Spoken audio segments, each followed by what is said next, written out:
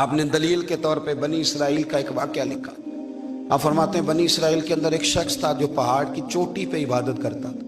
لوگ اوپر چڑھ کے ملنے کے لیے آتے تھے۔ رستے میں ایک ڈھلان تھی، لوگ اس پر چڑھتے تو پاؤں پھسل جاتے، بہت سارے لوگ گر جاتے۔ ایک دن وہ شخص کہنے لگا اللہ اگر تو اسے نہ بناتا تو کیا ہوتا، ایسے بیکار بنا دی، رب ناراض ہو گیا۔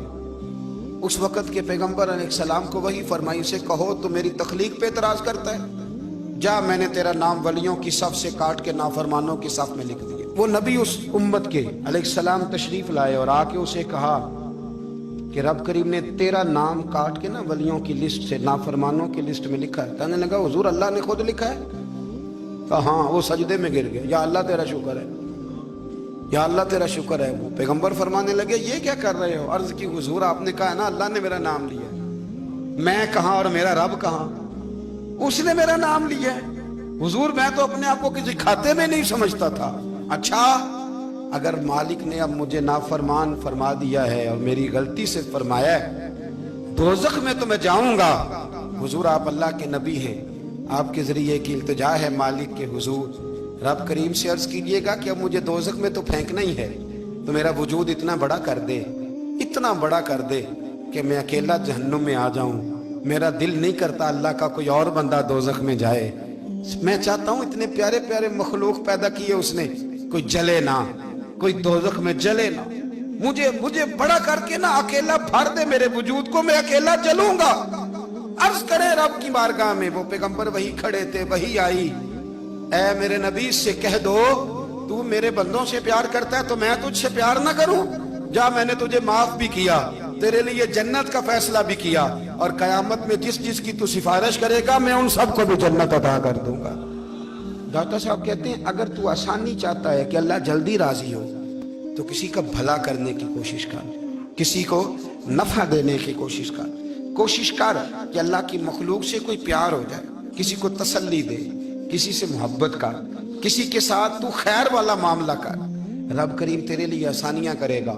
سالوں بیت گئے، میں نے کہا 1000 سال ہو گئے ان کے وصال کو کم و بیش، کتنے جی؟ 200-300 سال کے بعد لوگ بھول جاتے ہیں۔ بہت سارے ایسے درباروں پہ جانے کا موقع ملا کہ لوگ کہتے ہیں پتہ نہیں بزرگ کون تھے، لیکن یہاں مزار ہے ان کا۔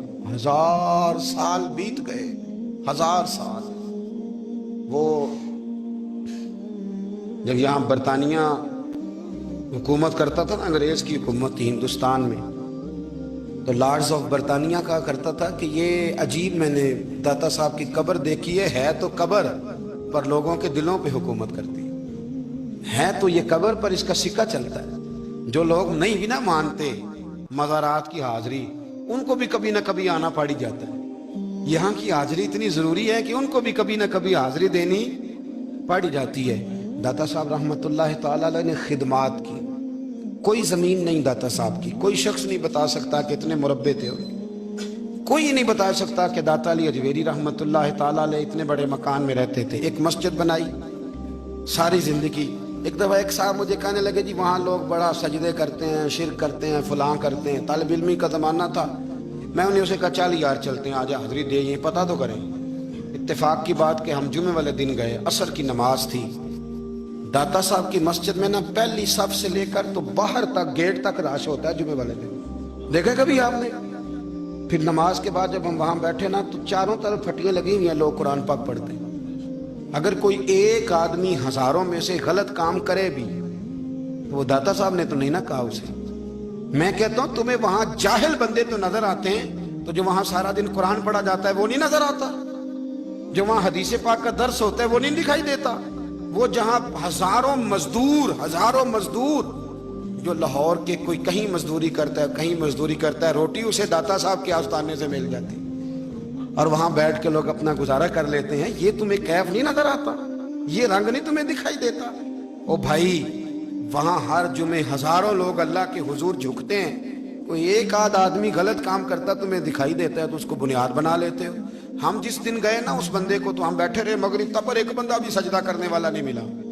میں نے کہا تو کہتا تھا لوگ قبر کو سجدہ کرتے ہیں، یہ تو سارے اللہ کو کر رہے ہیں، یہ تو سارے قرآن شریف پڑھ رہے ہیں، تو دعاؤں میں لگے ہوئے، दाता साहब के मज़ार के साथ जो मस्जिद है, आज भी उसमें हजारों लोग एतिकाफ करते हैं, जगह नहीं मिलती इतिकाफ बैठने। भाई क्या बात करते, वो तो दुनिया से चले भी गए तो फिर भी लोगों को अपने मज़ार पर नमाजें ही पढ़वा रहे हैं, कुरान ही पढ़वा रहे हैं, जुमे ही हो रहे, दर्स। दाता साहब के मज़ार पर मदरसा कायम है, जामिया अजमेरिया, दर्स निज़ामी की क्लासें लगती हैं, किताबें छपती हैं, दीन का काम होता है, वहाँ एक पूरा इंस्टीट्यूट कायम है। मेहरबानी फरमाएं, अब तासुब की ऐनक उतार दे, फिरका वारियत का ज़ौक़ छोड़ दे, सही को सही कहना सीखे, असल को असल कहना सीखे। और अहले हक से भी मेरी गुजारिश है, उनकी तालीमात को समझें, मेलों ठोलों से, गैर शरई बातों से बचें। अल्लाह उनके दर्जात बुलंद करे, हमें उनकी राहों का मुसाफिर बनाए। आखिर दावा यानी